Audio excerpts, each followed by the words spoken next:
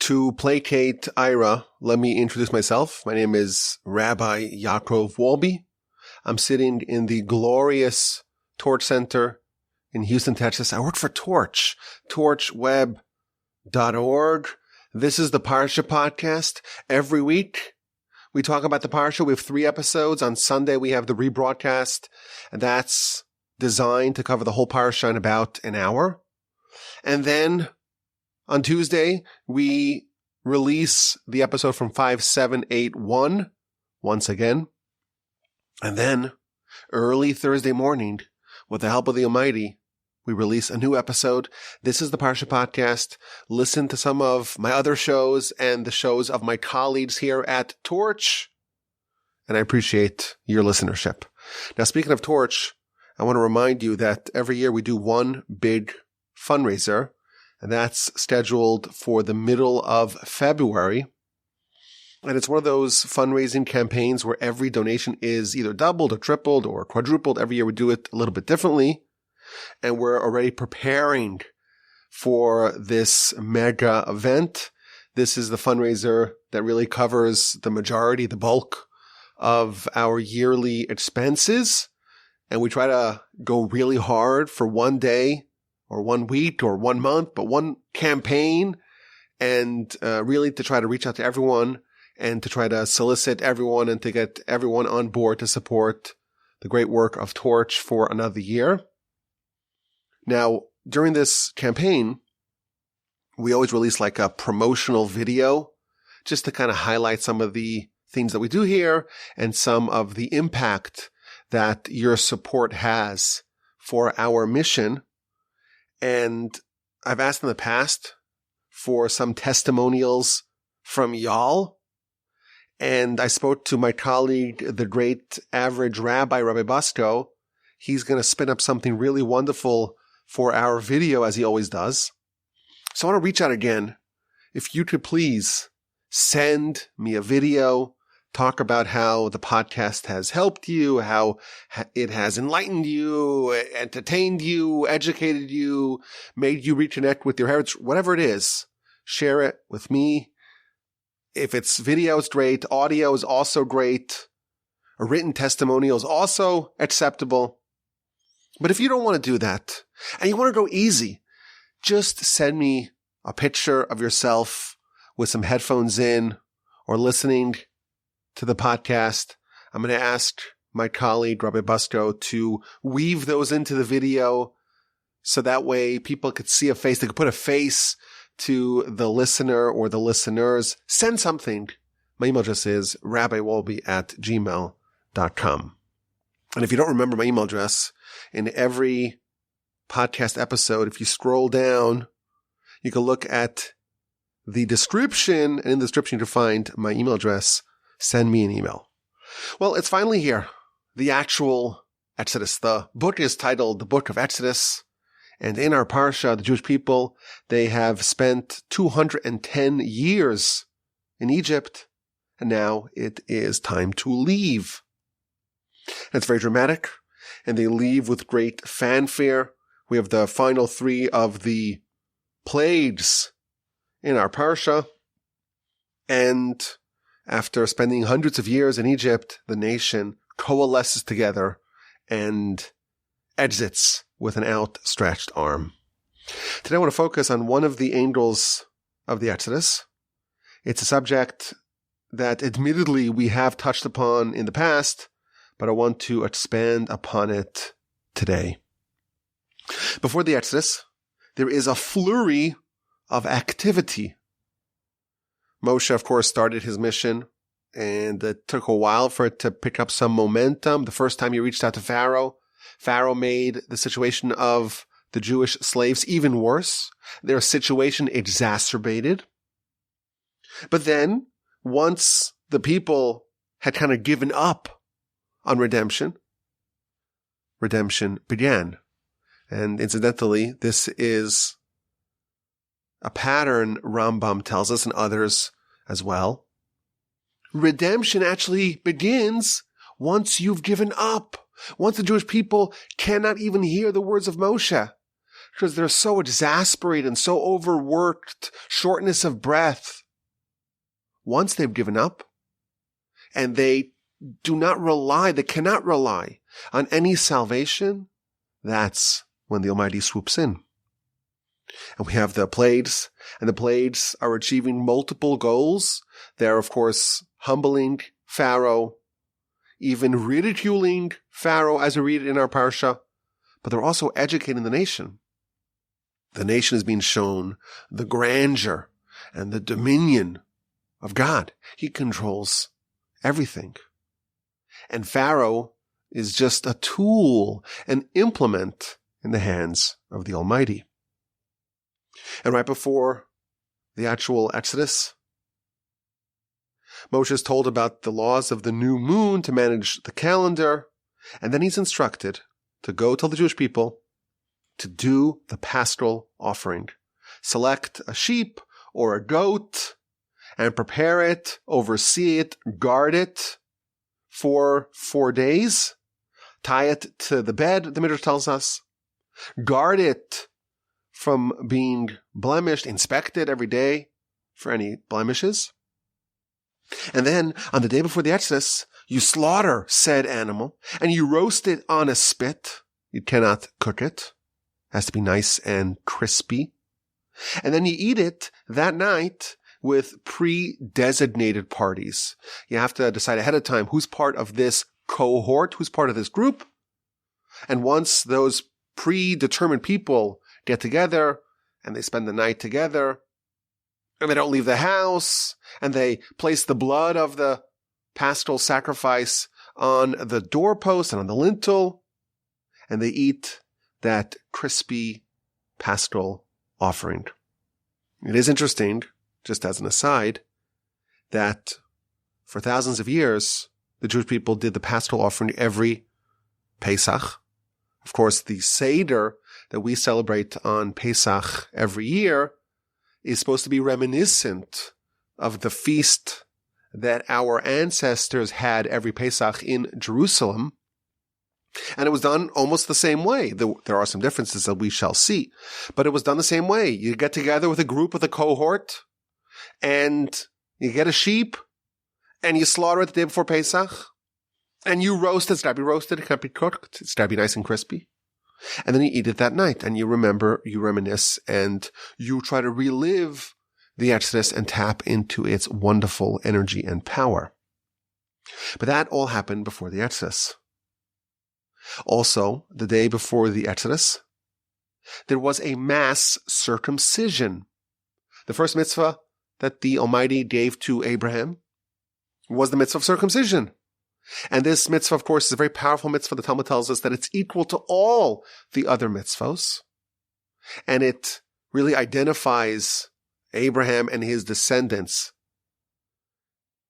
as being the people of the Almighty. And it also symbolizes what we're trying to do, what we're trying to accomplish as a nation. We're trying to reveal the crown of God in the world. In Egypt, this practice waned. There were still some people who circumcised, most notably the Levites. They circumcised in Egypt, but the rest of the Jews were uncircumcised. And now it's time to fix that. The day before the Exodus, before they leave Egypt, there's national mass circumcision. And Rashi tells us something very fascinating and intriguing. This is to chapter 12, verse 6. You're supposed to guard and inspect and oversee the animal for 4 days. And Rashi notes that this instruction, this commandment to watch the animals that you're going to select for your cohort, watch it for a couple of days before the actual day of the Exodus, before you slaughter it. This is unique to the paschal sacrifice done in Egypt. For thousands of years, you would get your animal the day before Pesach. You can maybe bring it with you from your home. You can maybe purchase it in Jerusalem, but there's no requirement to acquire it 4 days prior. As long as you have the animal and it's been designated, and you have your predetermined cohort, it can be used for the paschal sacrifice. But in Egypt, you had to select it and protect it and oversee it and guard it and inspect it for 4 days prior. What's the reason? So Rashi quotes the Midrash, and the Midrash says something very fascinating. The Jewish people were always designated to be in a foreign land and tormented and oppressed and enslaved. And then they're supposed to leave with great wealth amidst great miracles. That was already predetermined. That is what was promised to Abraham all the way back in Genesis chapter 15 in the covenant of the parts. And now the time was ripe for the redemption. Now's the time when redemption is on the docket. Like we mentioned, the Jewish people had given up, and that was a prerequisite. Moshe was selected. He's the right person to lead the Jewish people. The 10 plagues had prepared the Jewish nation to be in the right frame of mind to be able to leave. Everything is ready to go, but the Jewish people cannot leave. They are not properly positioned for redemption. And the reason why is because they were spiritually naked, in the words of the prophet. They were naked. They were exposed. They were spiritually vulnerable. And the reason why is because they had no mitzvos. And absent mitzvos, they were not capable of being redeemed. If they don't have mitzvos, they have to stay in Egypt. And therefore, in order to remedy this problem, the problem of it's the right time for redemption, but they're not qualified because they don't have the mitzvos, the Almighty gives them 2 mitzvos. 2 mitzvos to occupy themselves with, the 2 bloods. The blood of the paschal offering, Dam Pesach, and the blood of the circumcision, Dam Mila. And thanks to these 2 mitzvahs, these 2 bloods, of course with the crisp, roasted paschal sacrifice, the Jewish people merited to leave Egypt. Moreover, they had to withdraw their hand from the idols. The sheep were deified in Egypt, and the Jewish people were idol worshippers like their Egyptian neighbors. They were immersed in idolatry.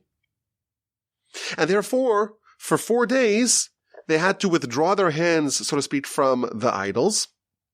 They had to guard and protect and oversee and inspect the sheep that were deified in Egypt for 4 days with the foreknowledge that they're going to slaughter their erstwhile deities.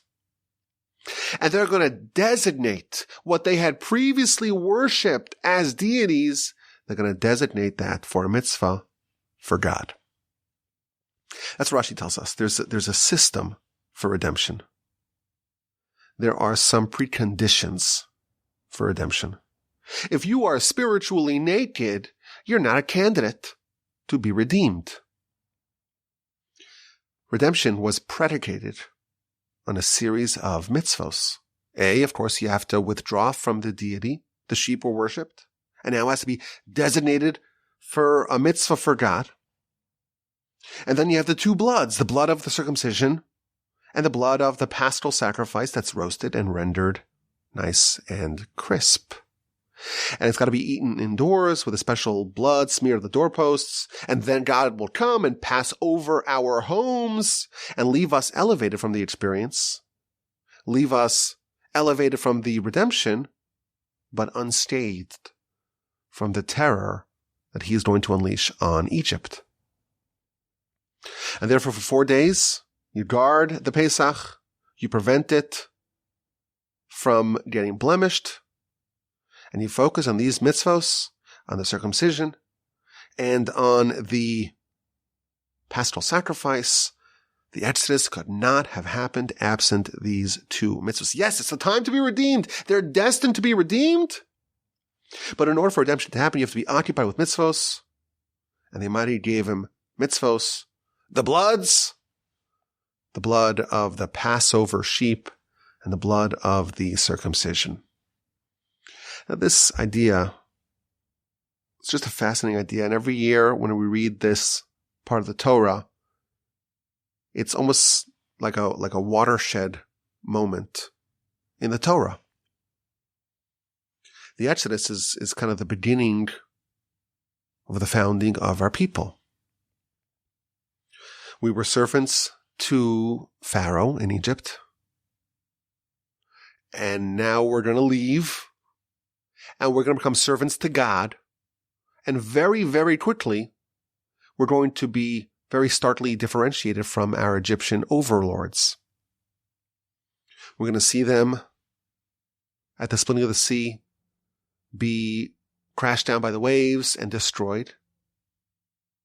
And then very quickly, the nation transitions into this lofty supernatural state.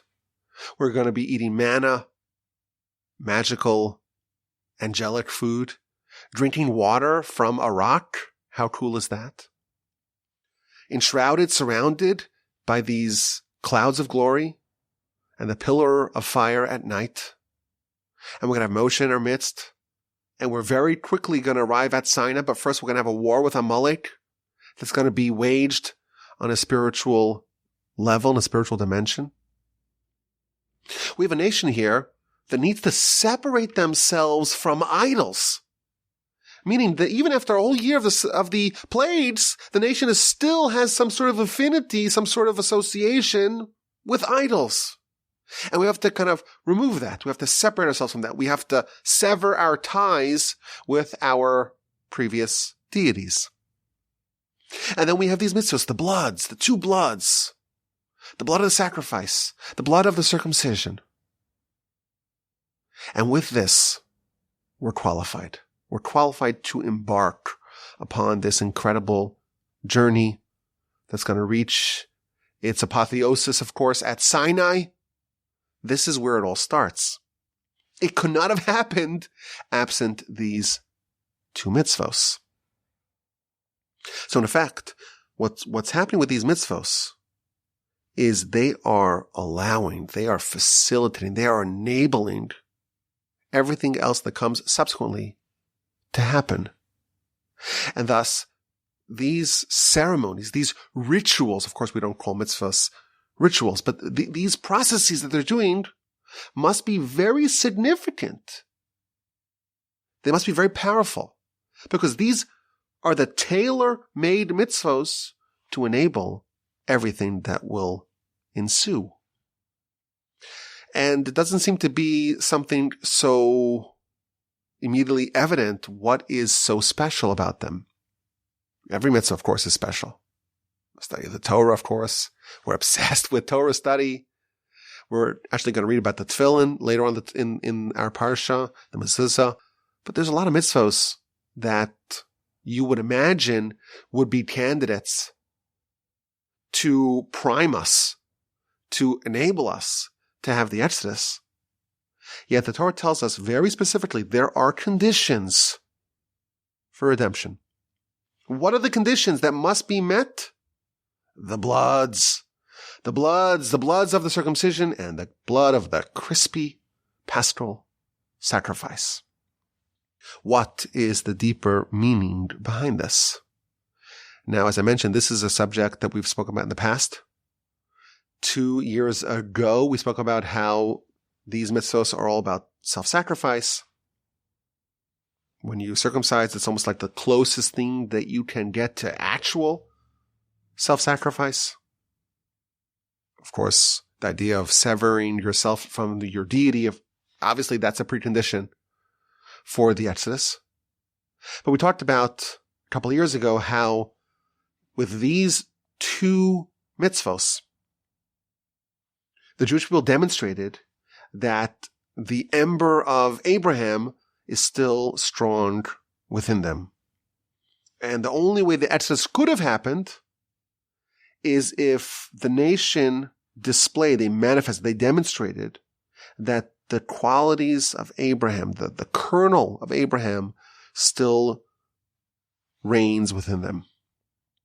That's an idea that we shared in the past. Today, I want to share a few more angles to this question. Let's begin. We'll start off with something nice and neat, courtesy of the Kli Yakar. I found this to be very interesting.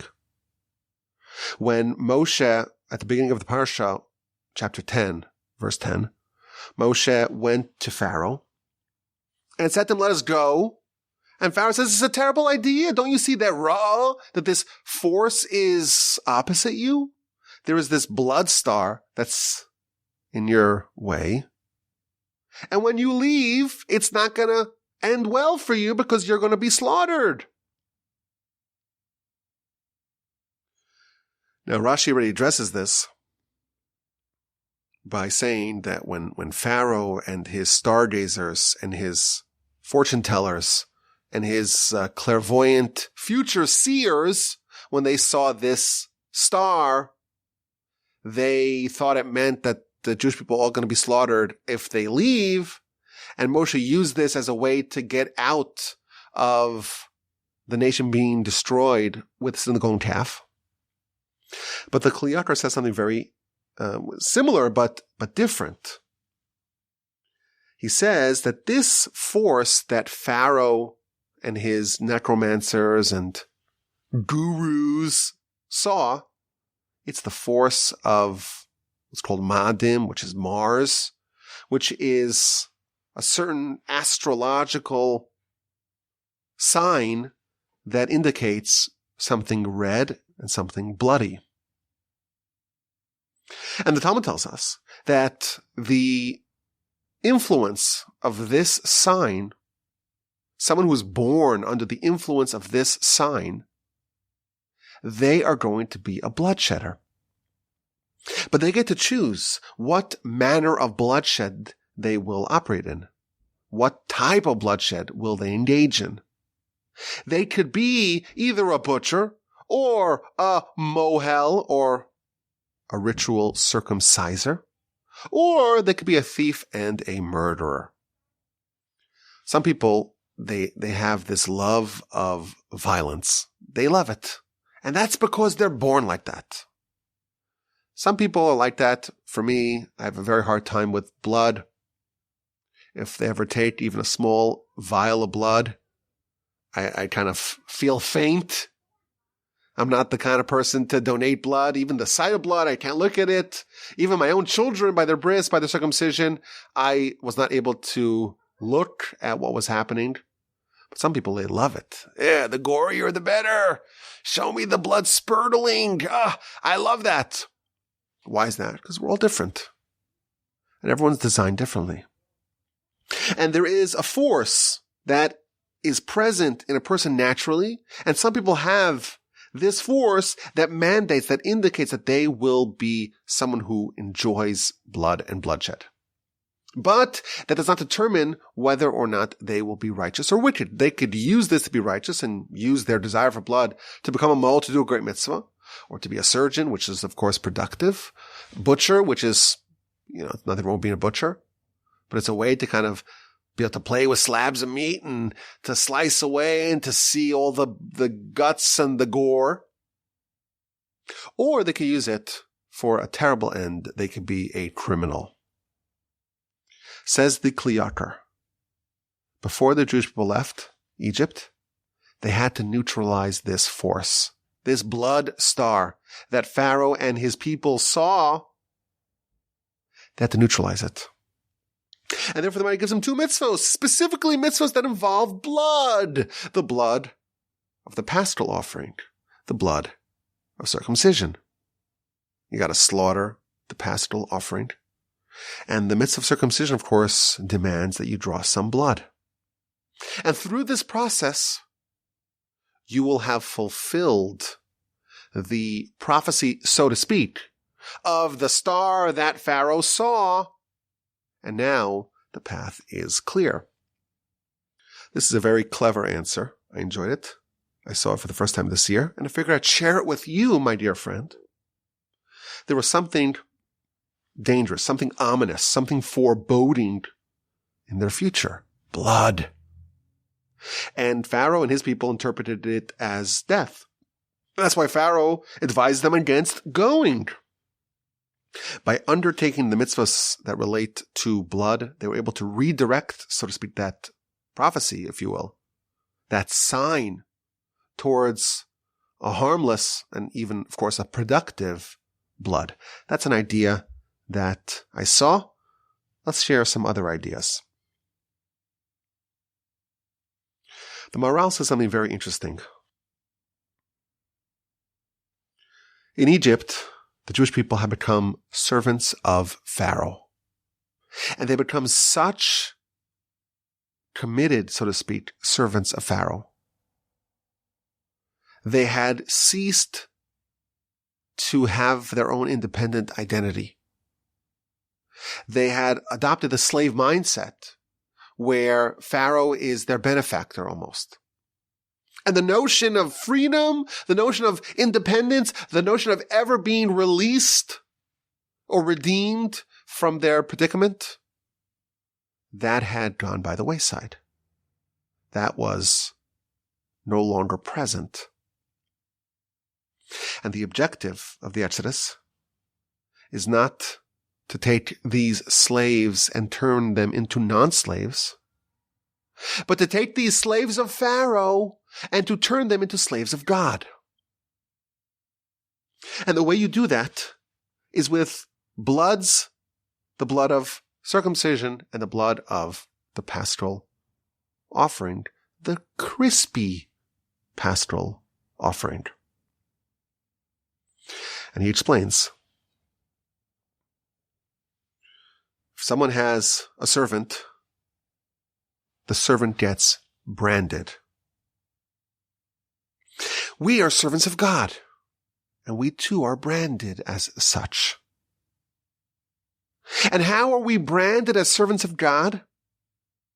What is the part of our religious experience that equates to, that amounts to a brand, where we embed in ourselves, so to speak, our fealty, our total submission to God? That is the circumcision.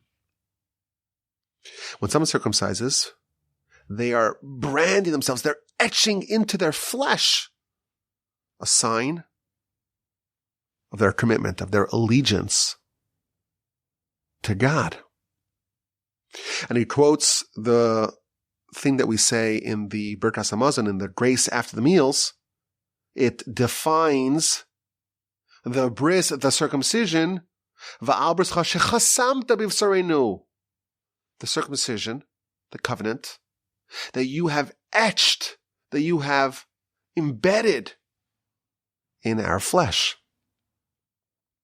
To be a servant, to be a slave of God, you need to be branded as such. The Exodus marked our transition from being servants to Pharaoh to be servants of God. And before that, we have to make sure that we qualify to be servants of God. We have to be thus branded. But that's not enough. A sign, a brand, is insufficient. We need to actually engage in servitude. And he points out that everywhere in the Torah, the word avoda, meaning servitude or work that a servant does, that term is associated with the paschal offering. And therefore we need both. We have to be the person. Our identity has to be relabeled, so to speak, from being a servant of Pharaoh to being a servant of God. And that focuses on a person in their entirety. The identity of the person is now as a servant. But also our behavior has to be changed. And we have to behave as servants not just to rebrand ourselves, to change ourselves in like holistically, but also our behavior has to be conforming to that. And that is the blood of the paschal offering. What he's saying is something very interesting. The Jewish people, they needed to do one thing to be worthy of the Exodus. They had to be slaves of God. They had to kind of relinquish their own identity, relinquish their previous identity, and adopt a new one of total subservience and submission to the Almighty. And what does that entail? What are the components of being a servant of God? There's one general thing, and then there is one specific thing. The general thing is your identity, who you are. And the second part is, what do you do? Who you are, that was changed from being a servant of Pharaoh to being a servant of God via the circumcision, via the blood of the circumcision. And what you do, how you operate, how you behave, that was changed with the paschal offering. You are submitted to the Almighty in your behavior. A very interesting idea that the Maharal tells us. This is the initiation of the relationship that we have with our Creator.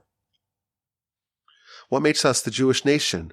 What are the characteristics of the Jewish nation? What do we stand for? Maharal gives us a definition.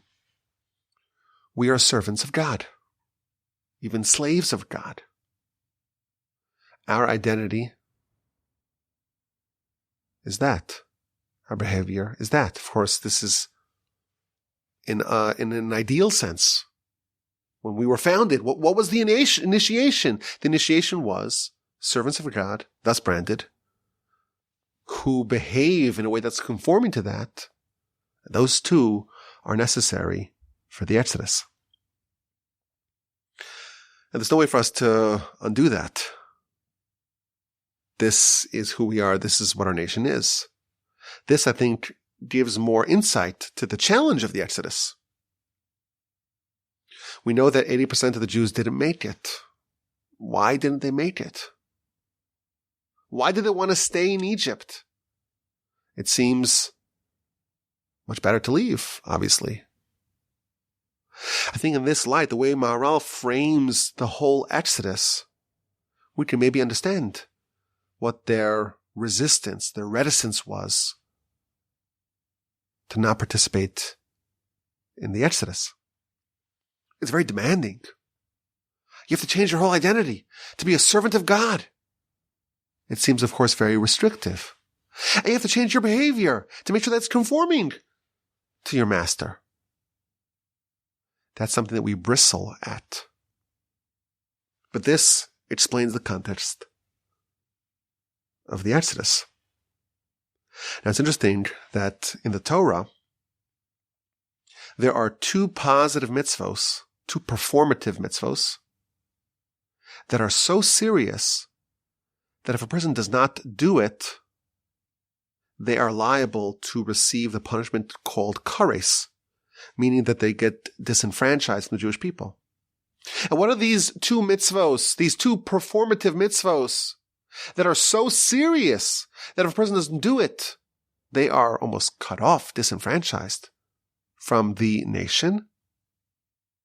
You guessed it. It's these two mitzvos, the two bloods, the blood of circumcision and the blood of the paschal offering.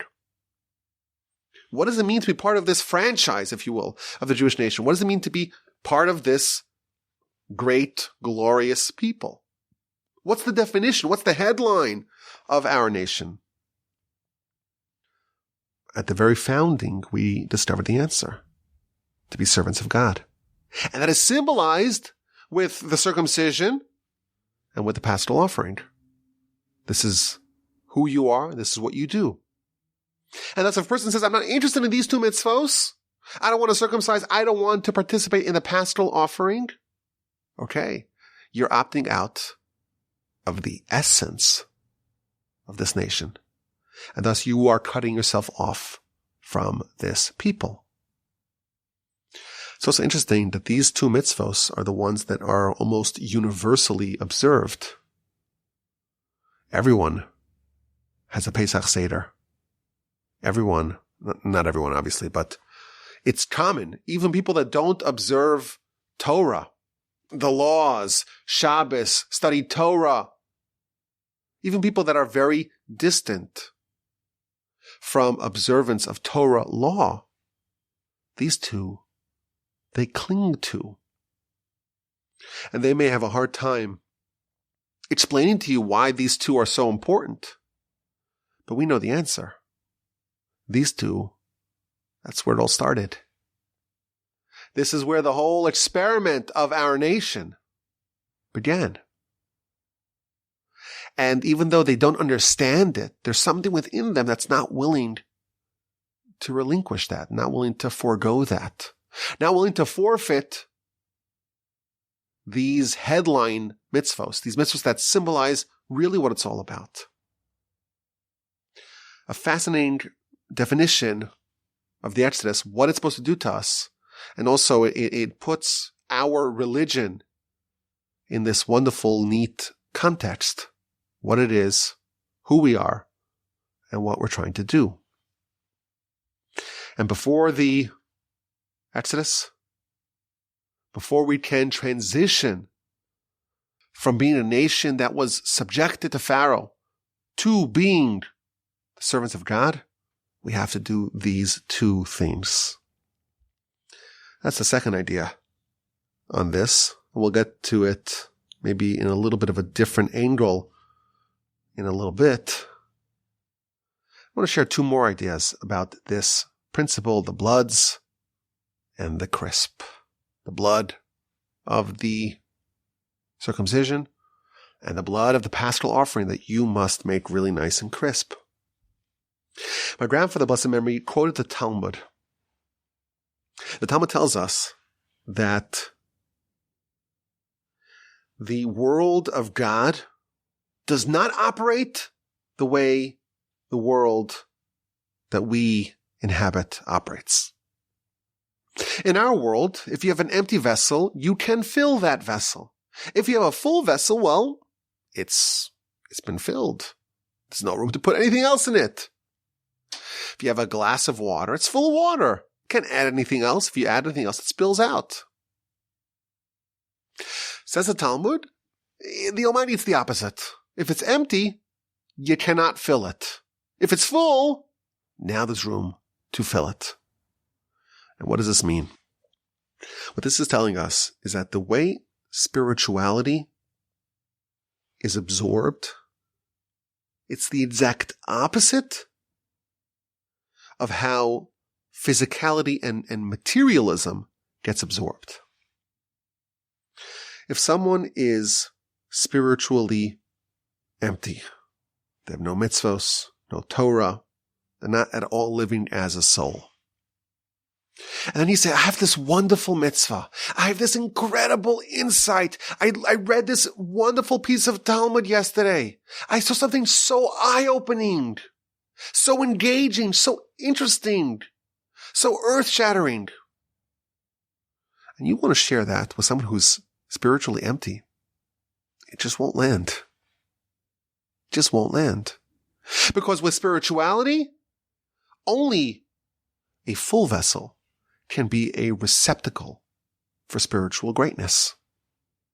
Someone that's empty, someone that's not replete to some degree with already an appreciation for spiritual matters, they are not great candidates for spiritual insights. And this obviously works in the other way. If someone's full, if they are engaged and they have a robust feeling of spiritual enrichment within them, they get less interested in all the petty nonsense of our world. talk to them about, ice cream or the news or politics or a TV show, it's not as interesting because their mind is full, meaning that it's engaged in the spiritual realm, and that's a much higher realm, and it doesn't excite them anymore. In the words of Rambam, if you have a king who's involved in matters of state and statecraft and court, dealing with important things, and you say, well, why don't we play some ball? Why don't we play tennis? Isn't that exciting to play tennis? No, tennis is a lot of fun, as we know. And even a king should get some exercise. But the fascination, the obsession with college football or the NBA, someone's living with much more interesting things. If their vessel, so to speak, is full, that is just not going to capture their interest and their imagination. The Jewish people in Egypt, to a certain degree, they had an empty vessel. And they were not qualified for the redemption. The redemption amounted to an incredible rush of spiritual vitality and energy and power. To absorb that, you have to have a full vessel. And therefore, ahead of time, they had to fill the vessel. Because if the vessel's empty, then the redemption, the Exodus, will fall flat.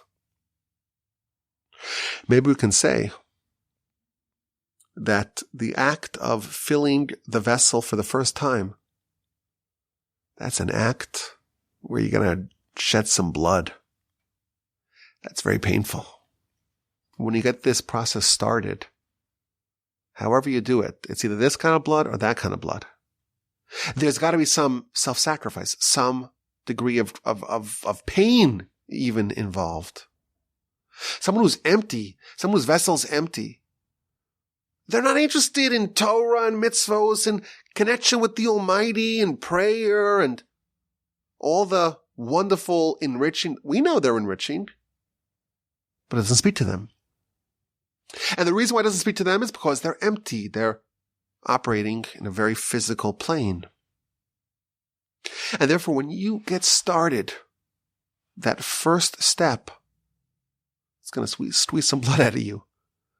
It's got to be the blood of circumcision, the blood of paschal sacrifice. It's going to demand some pain, difficulty. You have to overcome something. Perhaps this is why we circumcise our babies when they're 8 days old. We want to fill them up with some degree of spirituality. If we wait until they're consenting adults, if you will, it might be too late. It might be too late because they don't have that grounding, that founding, filling, if you will, of their spiritual vessel. It is interesting. This is another wrinkle to this idea. If you read Rashi, Rashi says that they had no mitzvos to occupy themselves with. They needed mitzvos to occupy themselves with. And that's why they need to do these two mitzvos. I remembered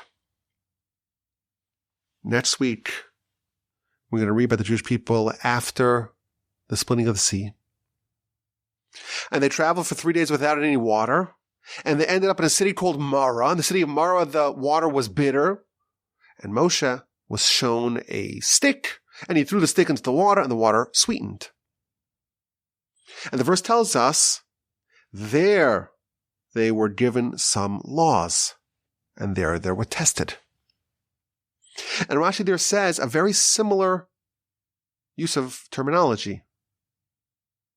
There they got some laws, they got some portions of Torah to occupy themselves with. Here it says they got some mitzvos to occupy themselves with, and there it says they got some Torah to occupy themselves with. And this is a subject we've spoken about in the past, and we've talked about the various mitzvahs they got,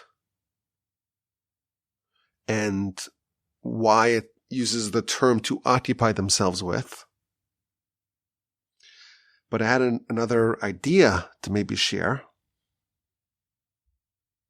The Jewish people are preparing for the Exodus. How do you prepare for the Exodus? You got to occupy yourself with mitzvos. How do you prepare for Sinai, for the revelation of Sinai and the receiving of the Torah? You have to occupy yourself with something else. Maybe we can suggest, when it talks about having a full vessel, filling up your vessel so that you can be a receptacle for spiritual vitality, you have to fill that vessel with the precise things that you want. The Exodus was about the founding of the nation. And the verse tells us, chapter 13, verse 8, the reason why we had the Exodus was for the mitzvos. We have it backwards. When we celebrate Pesach, and we have the matzah, we have the maror, we have the whole ceremony, we think that we are remembering, reenacting the Exodus.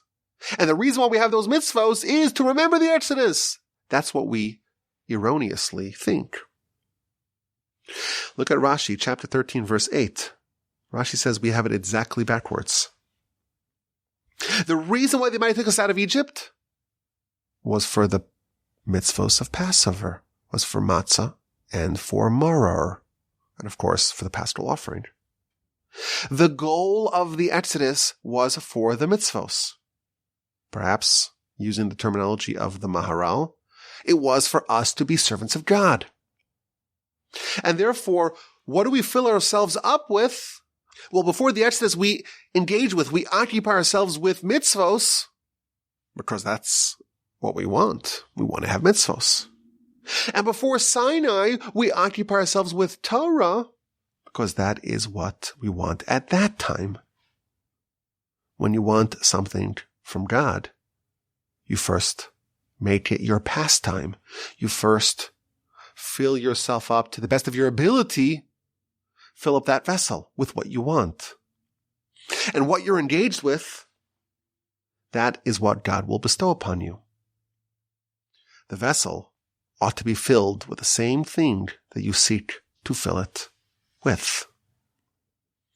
This is a very interesting idea.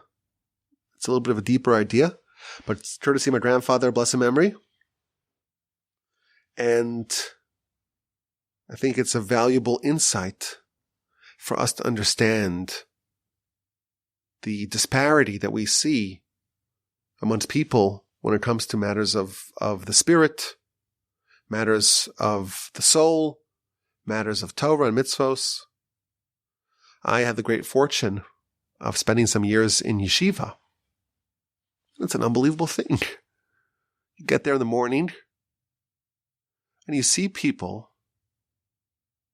that spend hours upon hours upon hours poring over ancient texts written in Aramaic and reading the commentaries that are 1,000 years old.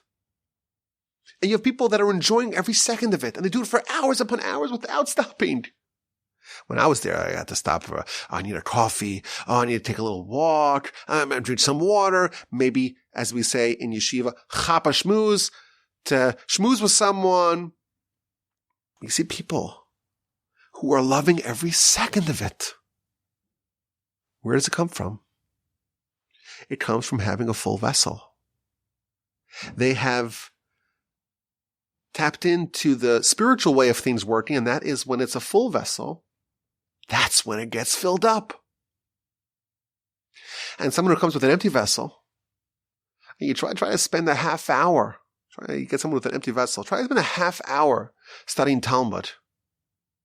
you don't develop the taste for it. You don't see the beauty in it. And you cannot imagine someone would spend a whole year studying one book and doing it for 10 hours a day, 12 hours a day. It's because they have a full vessel. Very interesting idea. One more idea that I want to share with you.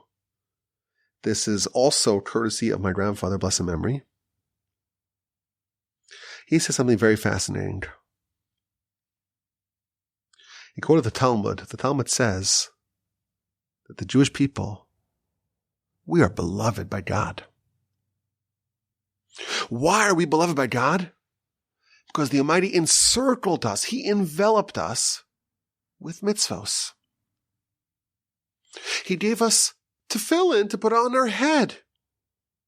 And then he gave us another tefillin to put on our arm.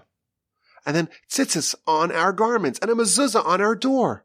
We're living in a world that is just replete with mitzvos. Wherever we turn, we're surrounded by mitzvos. And regarding this, David said that he praised God 7 times for his wonderful commandments. David was so happy that he was surrounded with mitzvos that he praised God 7 times a day. I have praised you for your mitzvos. And then David went into a bathhouse. And in the bathhouse, he was naked. And he became very despondent and depressed and sad and worried. Because when he was in the bathhouse, he wasn't wearing his tefillin. Not the one on his head and not the one on his arm. And the bathhouse does not have a mezuzah on the door. And the bathhouse, well, you're not wearing your tzitzis. So suddenly David's all worried. Wait a minute. Where are my reminders of God? Where is this environment that I was encircled with beforehand? And then David remembered that he still has a mitzvah with him. He remembered his circumcision. And then he was assuaged. Then he was mollified. Then he was placated. And regarding that, he said, I'm going to praise you on the 8th. Very interesting Talmud in the book of Menachos on page 43b. And my grandfather, blessed memory, deduced from this Talmud. It starts off by saying, the Almighty loves the Jewish people because He surrounded us, He encircled us with mitzvos. Says my grandfather, blessed memory, there are 2 types of mitzvos. There are mitzvos that we are encircled with. We are surrounded with. And that type of mitzvah creates an environment in which we live. And then there are mitzvos that are not around us, but they're within us. And that kind of mitzvah is symbolized by the circumcision. Mitzvos are there to create 2 things. They're there to elevate us essentially. Who we are should be elevated, should be revealed. The latent holiness that we all have within us should be brought to the surface. And that's one goal of mitzvos.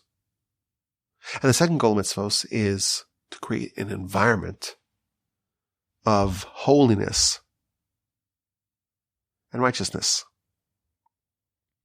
And every mitzvah can be classified as either an environmental mitzvah, meaning that it's a mitzvah that's there to surround us with holiness, or it can be an essential mitzvah, a mitzvah that's within us, that's there to reveal the inherent holiness that we have buried within us.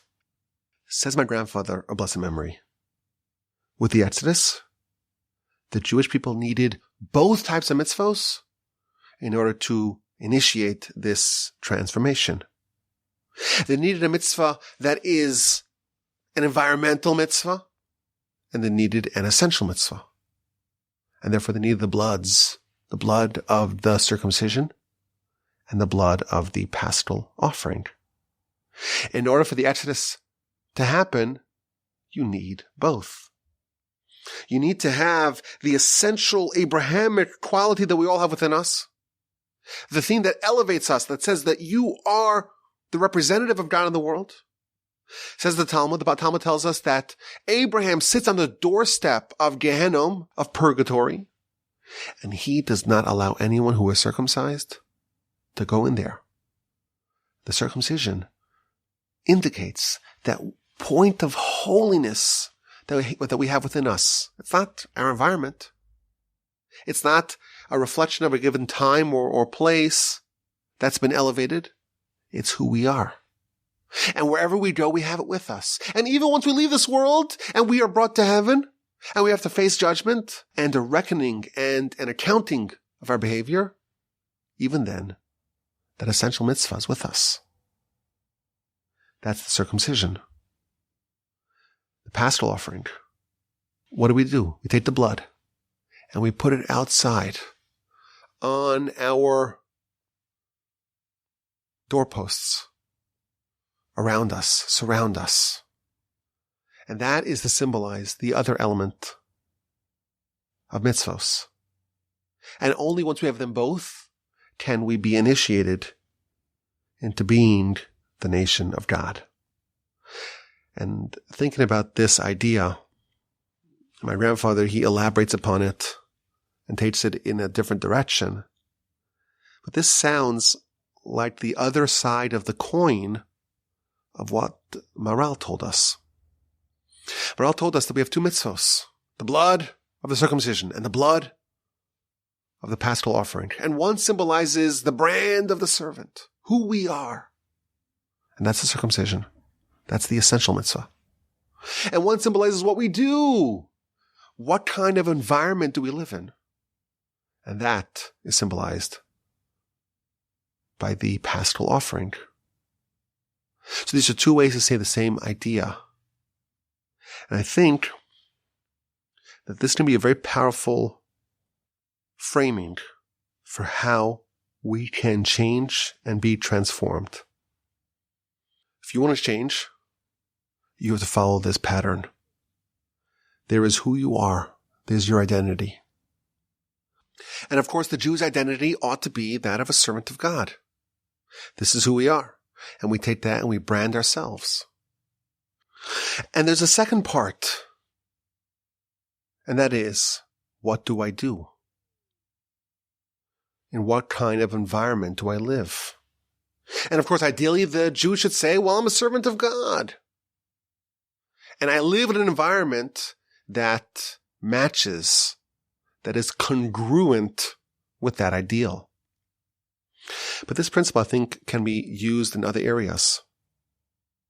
If you want to change, if you want to improve in any area, just as the Jewish people when they left Egypt, and they began this journey, this odyssey, this march of this great nation, they had to do two things on two different planes. Who you are essentially, and what you do, what's your behavior, what's your brand, what's your identity, and what are the things that you do? What is the environment in which you live? And what is so inseparably you in every area of life? If we want to improve, we have to factor in these two components. The Gaon of Vilna said that if you want to improve any character, any behavior, the way you do it is you first change your assumed identity. You first say, I'm not this person. When we are stuck in a habit, the things that we do, and we can't seem to kick that habit. This is who I am. Those words are really dangerous because they convey the message that this is my identity. And if that's your identity, then it's very hard to change that. The way you start a change is first by changing your identity. This is not who I am. I'm a different person. Yes, in the past, I was maybe a different person. I was someone who gets angry, who's impatient, who's not hospitable and kind or friendly. I'm a person who's speechless, showing around, does this, that, or the other. But today I'm a new person. You change your identity. And once you change your identity, the next mission is to change your behavior. But both of them are indispensable for any grand transformation. You need to have both. Two bloods. The blood of the circumcision and the blood of the paschal offering. We like to end the Parsha podcast with a question. We are of the belief that when you ask questions, you get sharper, you get more intelligent. It's portals to wisdom. And we also know that when it comes to Torah, Torah raises your intelligence. It raises your IQ. So we have one idea. Maybe there were a few ideas in this edition of the Parsha podcast, but we like to also end off with a question. Here's the question. Chapter 11, verse 2, the verse tells us that the Almighty tells Moshe, go tell the Jewish people, and they should ask from their fellow, from their friends, the men from their friends, and the women from their friends, silver and gold vessels. God promised Abraham, when your children leave Egypt, they'll leave with great wealth. Well, now they're about to leave, and they are impoverished. How are they going to get this great wealth? Here's the solution. Go ask from your Egyptian neighbors. Hey, can I borrow your special stuff, your gold watch and your special cloths and garments and jewelry? And the Almighty will make the charm of the Jews so irresistible. They'll have such appeal in the eyes of their Egyptian neighbors that they will just give them whatever they ask for. That's the plan. And therefore, the Almighty asks Moshe, please ask the Jews. He's pleading with him. I want to keep my word to Abraham. And they should ask from their fellow, from their friends, from their Egyptian friends and neighbors. They should ask for gold and silver vessels. And a lot of the commentaries are bothered by the use of term, re'ehu, their friend. Jewish people were enslaved in Egypt. They were enslaved, and they were punished, and they were oppressed, and they were marginalized severely by the Egyptians. How can the Torah say, how can the Almighty tell Moshe, instruct the Jews to ask from their friends, the men from the men friends, from their Egyptian peers, and the women from their friends? How can sworn enemies be described as friends? So in the rebroadcast podcast, I believe I said from the Netziv says that during the plague of darkness, during the latter part of the plague of darkness, the Egyptians were immobilized. How did they eat? Well, they ate because their Jewish neighbors came and fed them. And that resulted in the building of a rapport, a friendship between the Jews and their Egyptian neighbors. And that's how they can be described as friends, which is a fascinating idea. And it makes you wonder why they had to be friends at the end of this.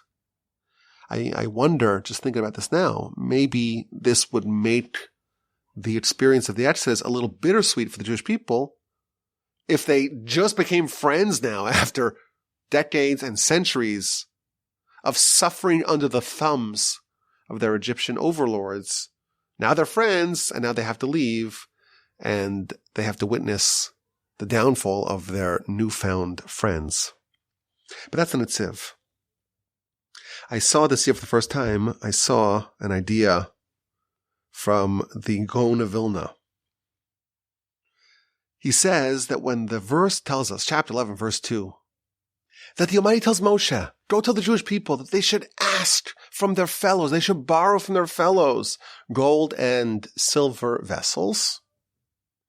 That's not referring to the Egyptians. don't ask from the Egyptians. They should ask from each other.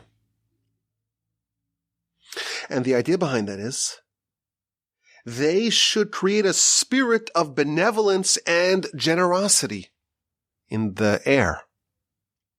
Go ask your fellow Jewish brethren, your friends, your brothers, your sisters. Ask them to borrow some gold and some silver. And that will create an environment of generosity. And that will eventually spill over that the Egyptians as well will be generous. What an idea. The idea, of course, is very novel interpretation of the verse.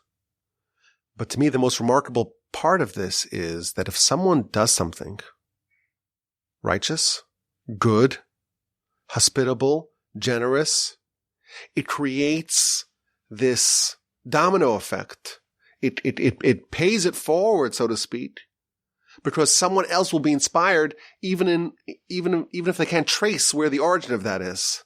If you live in an environment of generosity and kindness and goodness and benevolence, if someone else is generous to someone else, you won't even know why, but that will affect you who are in their environs to be generous as well. And therefore the Almighty tells Moshe, go tell the Jewish people to borrow amongst each other gold and silver vessels. And that will create a feeling of camaraderie and brotherhood and goodness and benevolence that will spill over to the Egyptians. And the Egyptians want to get a slice of the action, and they will want to give to the Jewish people because of this spirit of generosity that's in the air. And that's why they give the Jewish people gold and silver. And that's how you will clean house when you leave. What a fascinating and wonderful insight to end this edition of the Parsha podcast.